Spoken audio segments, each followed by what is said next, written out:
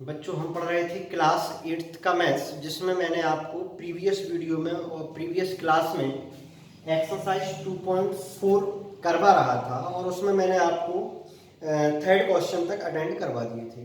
तो आज हम उसी क्रम में आगे बढ़ेंगे। नेक्स्ट क्वेश्चन है हमारा फोर्थ क्वेश्चन और इसमें हम पढ़ के आ रहे थे linear equation in one variable, एक चर वाले रैखिक समीकरण। और ये बड़ी प्रॉब्लम है, तो मैंने आपको प्रीवियस वीडियो में भी ये बताया था कि आप इसमें कुछ भी करें, कोई सा भी, चाहे वो वर्ड प्रॉब्लम हो, कुछ भी हो, क्या बन के आएगा, लीनियर पर इक्वेशन बन के आएगा। तो हम फोर्थ क्वेश्चन आज अटेंड करेंगे। फोर्थ क्वेश्चन सेम आपका जो आपने थर्ड क्वेश्चन किया था बिल्कुल वैसा ही जाएगा। देखें क्वेश्चन नंबर 4।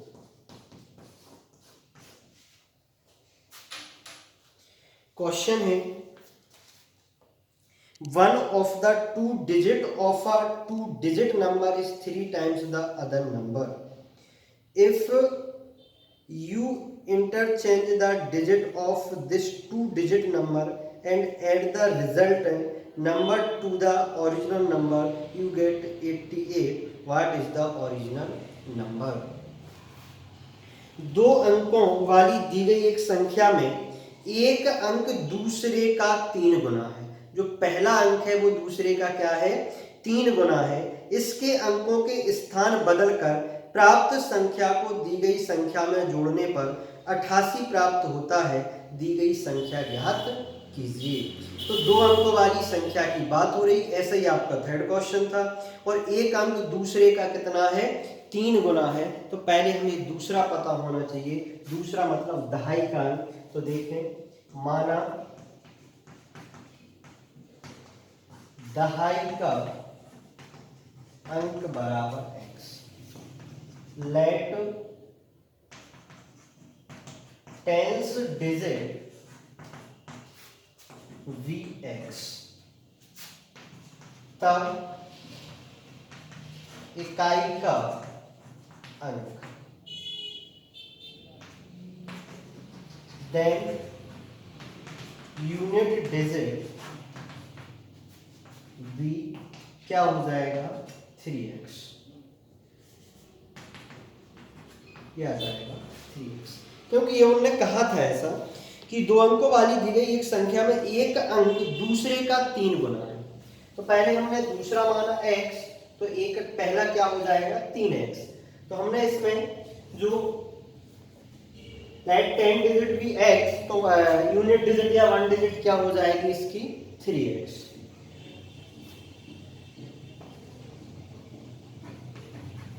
नंबर 1 पर मैंने आपको बताया था जब यूनिट डिजिट और 10 डिजिट की बात होती है तो इसका एक फॉर्मूला होता है, और वो फॉर्मूला होता है 10 into tens digit plus unit digit.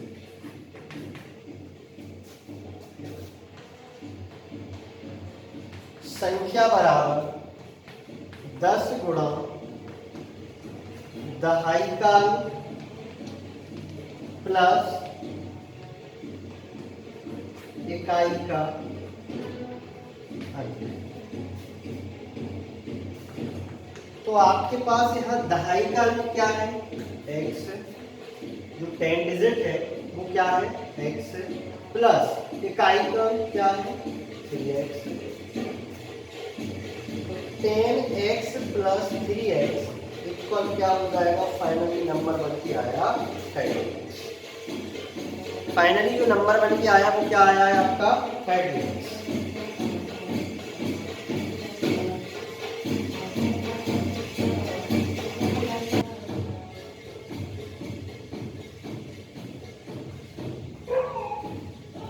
तो यहां से जो फाइनली नंबर बन के आया वो क्या आया अपना, 13x, है ना।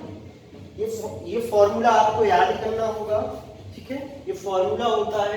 तो यहाँ से अपन ने जो आपका दहाई का अंक था, 10 डिजिट था, वो x सेलेक्ट किया, देन तब इकाई का अंक क्या हो जाएगा, 3x, देन यूनिट डिजिट भी 3x। नंबर का फॉर्मूला होता है 10 into tens digit plus unit digit, संख्या बराबर 10 गुणा दहाई का अंक प्लस इकाई का। तो ये बन के आया नंबर। अब चलते हैं अकॉर्डिंग टू क्वेश्चन।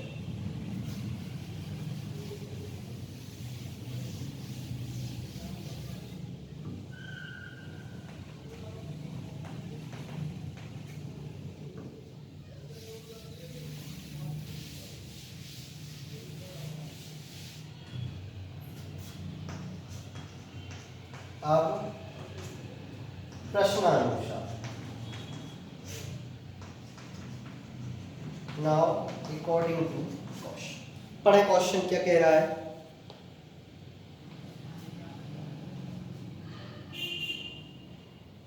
इसके अंकों के स्थान बदल कर, तो पहले तो हमारा जो नंबर आया था वो क्या आया भैया 13x। पहले जो नंबर आया वो क्या आया 13x।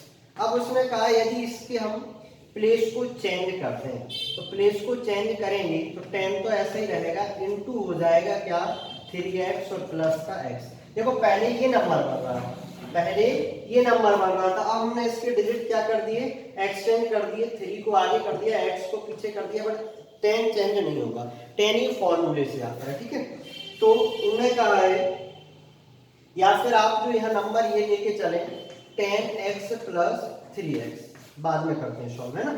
अब हमने क्या किया, इसको यहाँ चेंज कर दिया और इसको यहाँ चेंज कर दिया, तो देखो 3x आगे आ गया और x पीछे चला गया, और इसमें 3x पीछे था, x आगे था। तो अंकों के स्थान बदलकर प्राप्त संख्या को दी गई संख्या में जोड़ने पर 88 प्राप्त होता है। तो आपका जो पहले का नंबर था और फिर आपने जो नंबर इसके डिजिट इंटरचेंज किए, पहले का आपके पास ओरिजिनल नंबर ये था और डिजिट इंटरचेंज करने के बाद आपके पास नंबर ये बन के आया, और अगर दोनों को ऐड कर दिया जाए तो इनका एडिशन कितना आता है 88।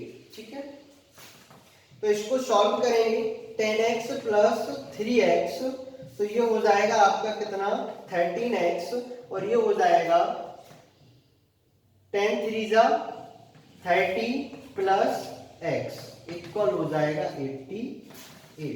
तो 13x प्लस यहां से क्या हो जाएगा 31x इक्वल 88। ये हो जाएगा 314 44x इज इक्वल टू 88। तो x equal to 88 upon 44 2 time, तो x की जो वैल्यू निकली वो क्या निकली 2। x की जो यहाँ फाइनल वैल्यू निकल के आ रही है वो क्या निकल के आ रही 2। अब हमें निकालना है नंबर। अब क्या निकालना है हमें नंबर, तो देखें जरा,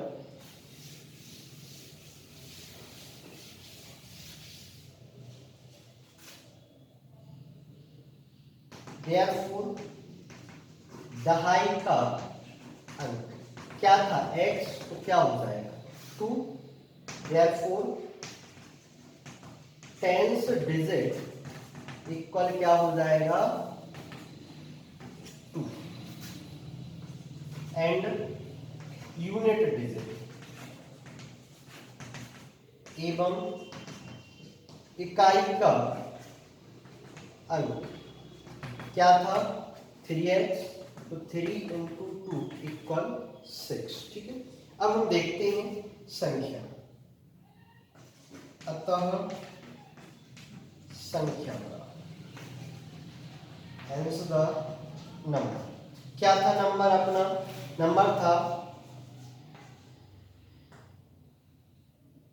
13x, नंबर क्या था 13x। तो इसमें दोनों वैल्यू रख के देखें आप, ऐसे नहीं करते, नंबर था अपना क्या 10x प्लस 3x, तो रख के देखें, ये तो आपने डिजिट निकाले, तो x की वैल्यू अपने पास क्या है 2 है, तो 10 इंटू 2 प्लस 3 इंटू 2 20 प्लस कितना हो जाएगा 6, तो नंबर कितना आएगा 26। नंबर आपका क्या निकल के आ रहा है 26। अगर इसमें रखना चाहते हैं तो डायरेक्ट आप इसमें x की वैल्यू रख सकते हैं। नंबर क्या था 13x, तो ये हो जाएगा 13 इंटू 2, ये हो जाएगा 26। तो 26, और अगर इसके हम नंबरों को एक्सचेंज कर दें तो क्या बन जाएगा 62। तो ऐसे ही आपका क्वेश्चन क्या था, थर्ड क्वेश्चन था, और ऐसे ही क्वेश्चन कौन सा है फोर्थ है। मैंने आपको ये पहले भी बता चुका हूँ कि क्वेश्चन इंपोर्टेंट होते हैं, इसका फॉर्मूला भी इंपोर्टेंट होता है, ये आपको 9th क्लास में भी पढ़ना होगा और 10th क्लास में भी पढ़ना होगा। चलो नेक्स्ट क्वेश्चन देखते हैं।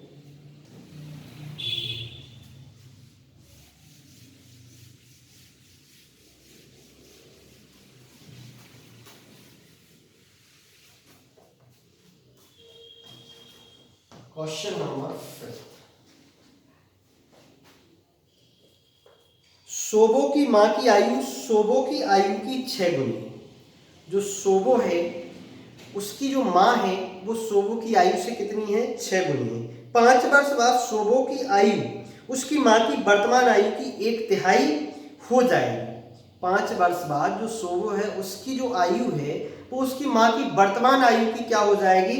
1/3 हो जाएगी, है ना। अब हम यहाँ 5 वर्ष, मैं पहले भी इस टाइप के सवाल करवा चुका हूँ, तो वहाँ कहता था कि अगर आप 5 वर्ष बाद बच्चे को ले जाते हो तो पिताजी को भी ले जाना होगा, बट यहाँ ऐसा नहीं करना है, क्योंकि यहाँ उसने ये कहा 5 वर्ष बाद सोबो तो जा रहा है बट उसकी माता कैसी रहेंगी? वर्तमान नहीं रहेंगी।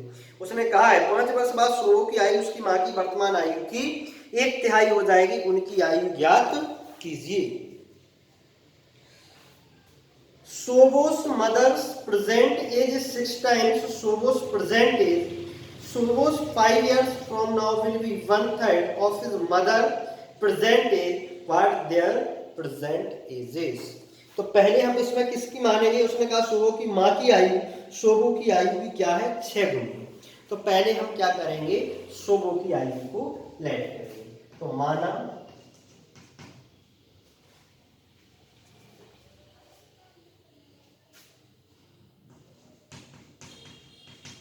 सोबो की वर्तमान आयु बराबर x। Let the present age of the सोबो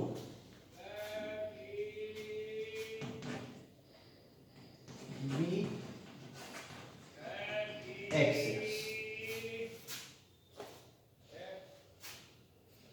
माना सोबो की वर्तमान आयु बराबर x वर्ष, तब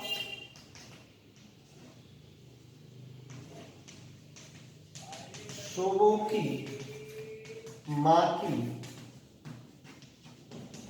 वर्तमान आयु बराबर कितनी हो जाएगी? 6x। ये कहा उसने। सोबो की माँ की आयु सोबो की आयु की 6 गुनी है ना, तो उनकी आयु ज्ञात कीजिए। तो सोबो की माँ की वर्तमान आयु क्या हो जाएगी? 6 वर्ष। Then present age of his mother be 6x। यहाँ वर्ष लिख लीजिए, यहाँ years. Now according to question, अब प्रश्नांक। अब उन्होंने क्या कहा है? 5 साल बाद। तो आफ्टर 5 years x + 5, जो सोबो की एज है वो उसकी मदर्स की क्या हो जाएगी? 1/3। तो मदर्स की प्रेजेंट एज क्या है? 6x, और इसका क्या हो जाएगी? 1/3, 1/3। ठीक है, 1/3। इसको सॉल्व करेंगे तो 3 2 जा 6 हो जाएगा। तो x + 5 = 2x, 2x 1 जा 2x। तो ये हो जाएगा 5 = 2x - x। इसको RHS में ट्रांसफर कर दिए, और या 2x - x, x = 5।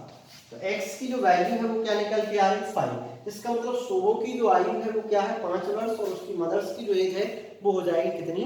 30 years। अतः सोबो की वर्तमान आयु बराबर 5 वर्ष एवं माँ की वर्तमान आयु बराबर कितनी थी? 6x वर्ष, तो 6 × 5 30 वर्ष। इंग्लिश मीडियम वाले लिखें कंक्लूजन में,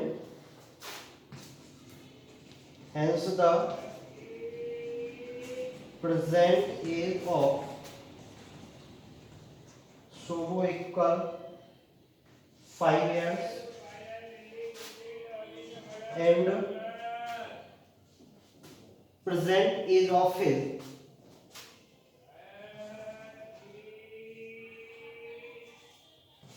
एंड मदर। तो मदर की कितनी है 6x, 6 × 5 = 30 ईयर्स।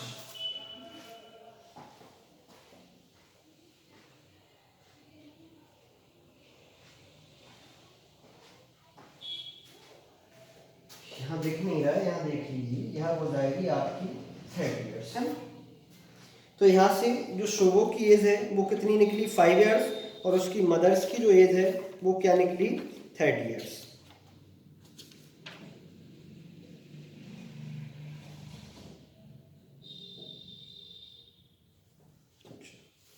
नेक्स्ट क्वेश्चन देखिए। वैसे क्वेश्चन में वर्तमान का प्रेजेंट का यूज नहीं हुआ है, तो आप इस चीज को हटा भी सकते हैं, इतना लिख सकते हैं मानव शोभो की आयु, ये यहाँ से प्रेजेंट आप यहाँ से क्या कर सकते हो, रिमूव भी कर सकते हो, लिख दोगे तो अभी कोई प्रॉब्लम नहीं है ना।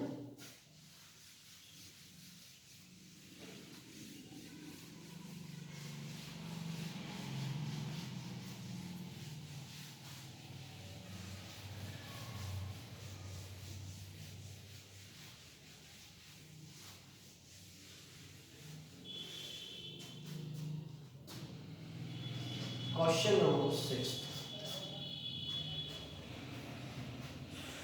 महुली गांव में एक तंग आयताकार भूखंड विद्यालय बनाने के लिए सुरक्षित है। इस भूखंड की लंबाई और चौड़ाई में क्रमशः 11:4 का अनुपात है। गांव पंचायत को इस भूखंड की बाढ़ कराने में 100 रुपये प्रति मीटर की दर से 75,000 रुपये व्यय करने होंगे। भूखंड की माप ज्ञात कीजिए।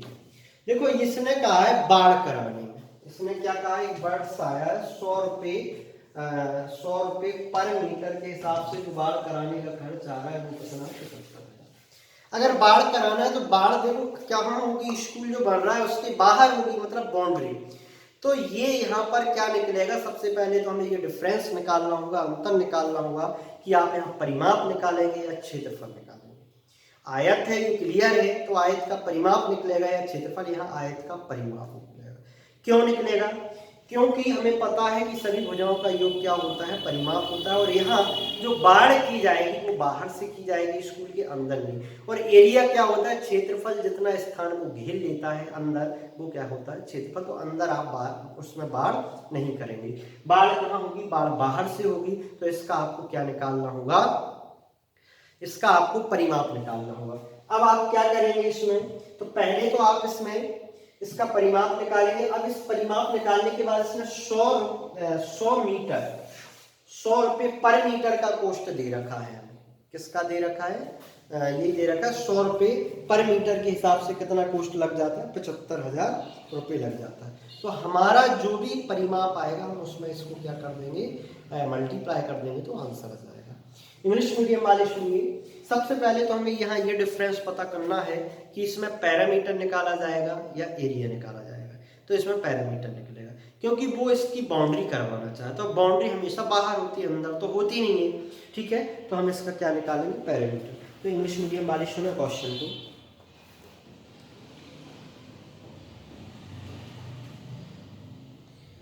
There is a narrow rectangular plot reserved for a school in Mahuli village. The length and breadth of the plot are in the ratio 11:4. At the rate 100 rupees per meter, it will cost the village panchayat 75,000 to fence the plot. What are the dimensions of the plot?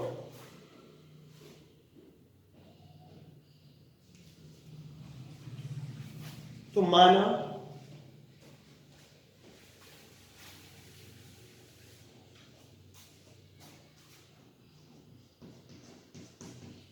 आयताकार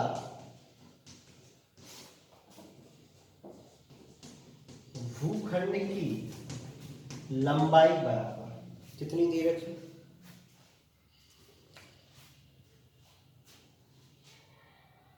11x। जो ratio है मैं आपको ये पहले भी चीज बता चुका हूं कि रेशियो की जो वैल्यू होती है कभी ओरिजिनल नहीं होती है। रेशियो को हमें हटाना होता है, और रेशियो हटाने के लिए हमें क्या होना पड़ता है, एक सेम वेरिएबल दोनों नंबरों में लगाना पड़ता है। तो माना आयताकार भूखंड की जो लंबाई है वो क्या है 11x एवं चौड़ाई बराबर क्या हो जाएगी 4x। Let the length of the rectangular plot v या equal 11x that of breadth equal 4x. Therefore, perimeter of rectangular plot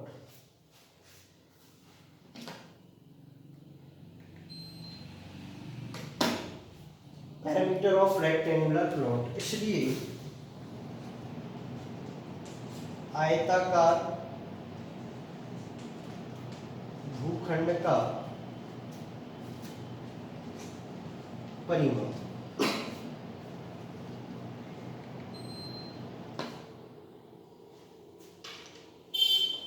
क्या होता है 2 लेंथ प्लस 2 लेंथ है 11x और ब्रेड्थ कितनी है 4x, तो ये हो जाएगा 2 इंटू 11 प्लस 4 15x 30x।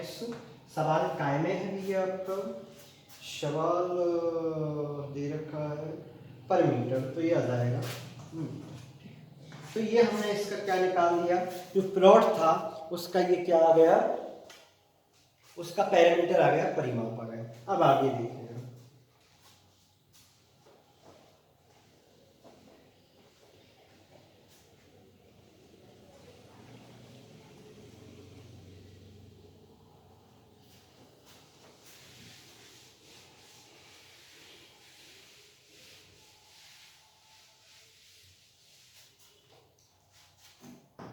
चूंकि 1 मीटर बाड़ लगाने का व्यय कितना है 100 रुपये, कितना दे रखा है 100 रुपये।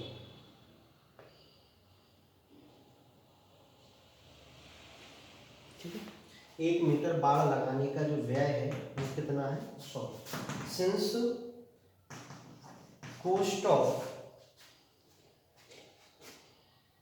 cost of fencing, हाँ cost of fencing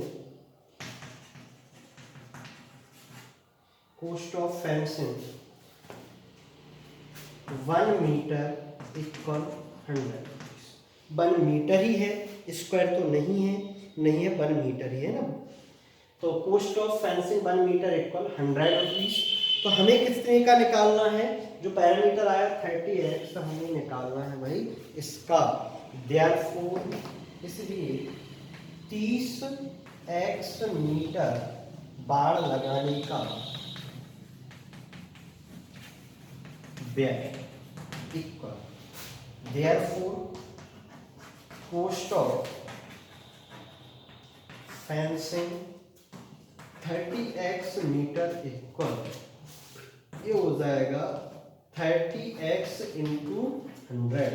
भाई एक का अगर 100 है तो 30x का क्या हो जाएगा 30x इंटू 100, तो ये आ जाएगा 3000x, क्या आ जाएगा 3000x रुपीस। ठीक है, अब हमने रुपए ये निकाल लिए और हमें रुपए दे भी रखा है उन्होंने, कितना 75। अब चलेंगे हम according to question. Now according to question, अब प्रश्न क्वेश्चन। बेटा थोड़ा सोचना होगा, इन्होंने जो कॉस्ट दे रखा है तो हमको रुपए में था, तो हम इसको भी किस में लेके गए रुपए में, तो अब इनको इक्वल कर देंगे। तो 3000x इक्वल हो जाएगा 75,000। इसको सॉल्व करेंगे तो ये हो जाएगा x इक्वल 75,000 अपॉन में 3000। 30 से 30 कैंसिल, 3 2 जा 6, 3 5 जा 15, तो x इक्वल निकल के आ रहा है 25। अब हमें क्या निकालना था, इसके डायमेंशंस की साइड है तो हम उनको अब क्लियर कर सकते हैं।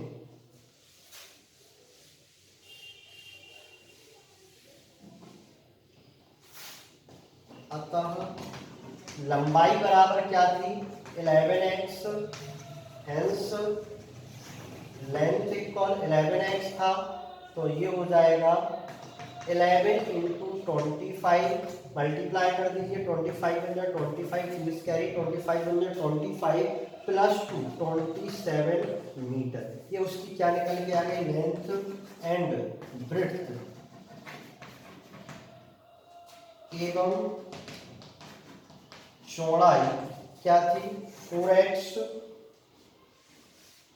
तो ये हो जाएगा 4 इंटू 25, तो ये हो जाएगा 100 मीटर। ये इसके क्या हो जाएंगे आंसर।